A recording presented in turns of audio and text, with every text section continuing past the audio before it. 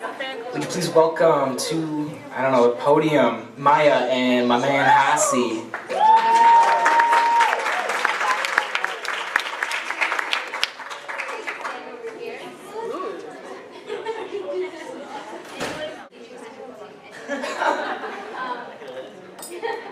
Ayubowan, and welcome to Sri Lanka. My name is Mayanti, and this is Hasi.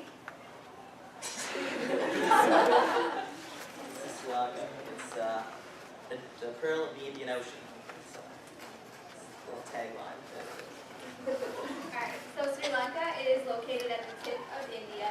The population is about 21 million, and the capital, as you can see started in the picture, is Colombo. So this is the flag of Sri Lanka.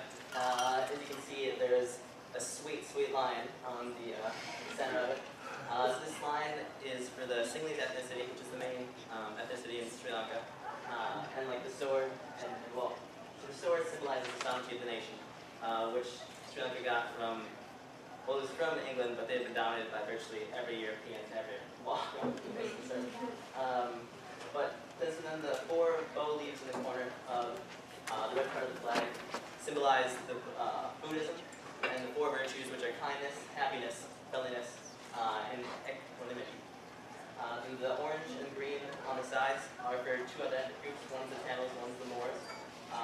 The red color behind the line is for the Burghers, which is like a group of white people that are from colonial times that still live in Sri Lanka. Yes, the yellow represents the other ethnicities within the country as well. This is the Sri Lankan national flower. It's the lotus, and it's very beautiful. They're like on lily pads, and it's just sweet. So the four main religions in Sri Lanka are, well, Buddhism is the biggest one by far, and then Hinduism and Islam and Christianity are there's just much fewer people that believe in it, but still definitely prevalent in the country.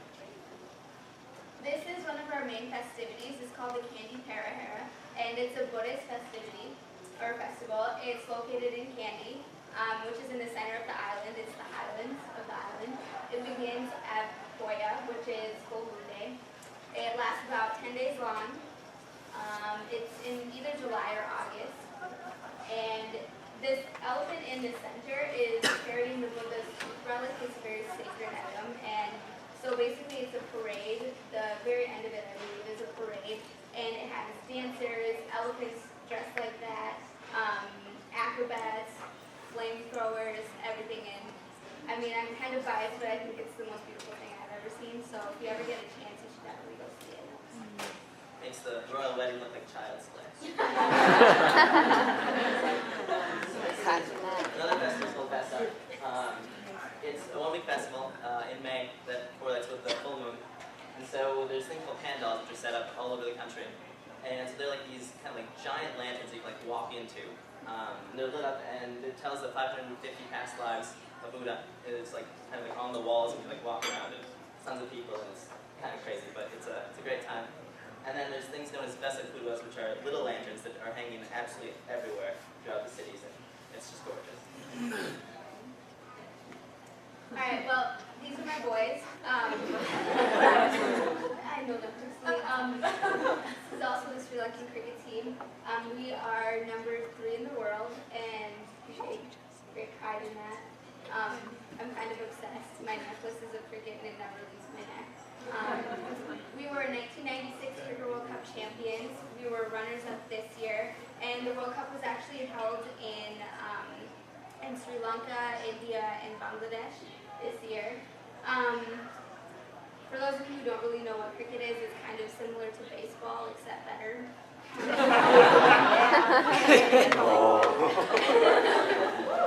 And it's actually number 2 in the world. Soccer is number 1 for popularity, and cricket's number 2. So for those of you who don't know, then you should get to know about it. Okay. So the food obviously is a big deal in Sri Lanka. Curries are kind of, basically it's everything. I mean, you can make a curry out of virtually anything, vegetables, meats, potatoes, anything. And so tonight, we'll be having shrimp curry is what we're serving as our piece of food. This is Carrie bhat. It literally is translated, kiri is milk and bhat is rice, so it's milk rice.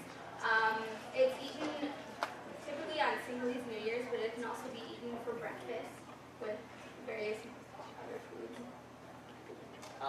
These are hoppers, or in Sinhalese they're called appa.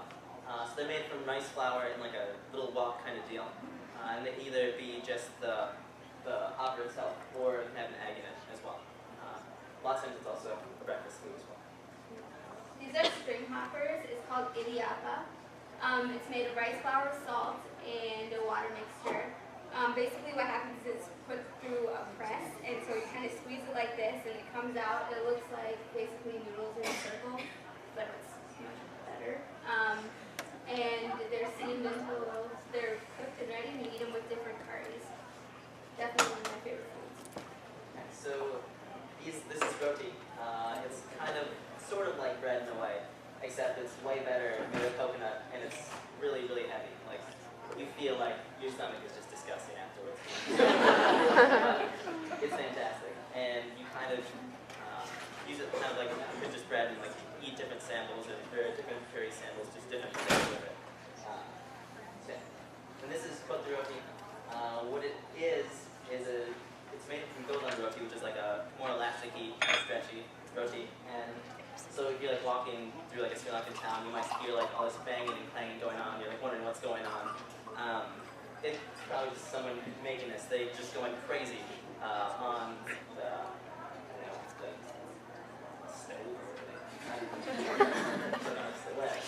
So they cut up all this golden roti, and then you mix it with vegetables, meats, virtually anything, and it's some spices, and it's glorious.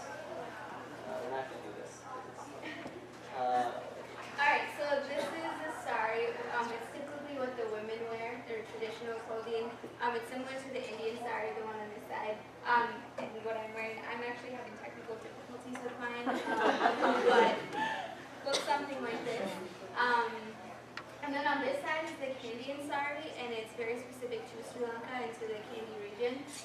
The differences are it's a skirt that you wrap around and then you clip, and then it's a blouse, and the blouse is very specific in that the sleeves are long, and then the back is a very wide and low back, so it's more exposed.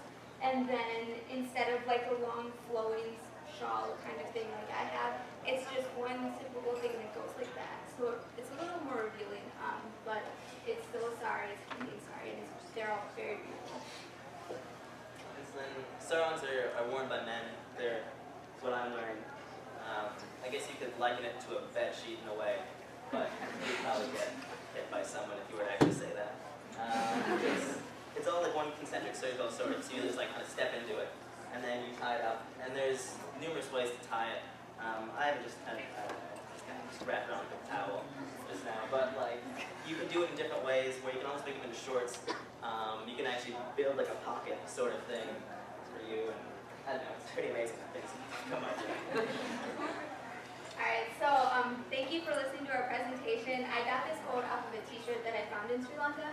If heaven is on earth, this is it, Sri Lanka, and I truly believe that. Sri Lanka is such an amazing place, so if you can, you should go there. And I also want to do another shout out. Vesak is actually this Sunday, so if you want to get a little bit of Vesak, come to IC at, is it IC? Alumni. Alumni? Alumni. There's alumni at 10 o'clock, and then lunch will be served in IC around 11:30. Well, Sri Lankan food as well. Thank you.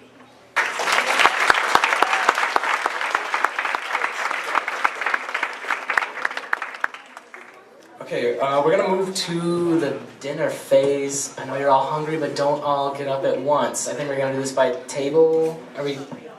Yeah. I'll let Yi start that.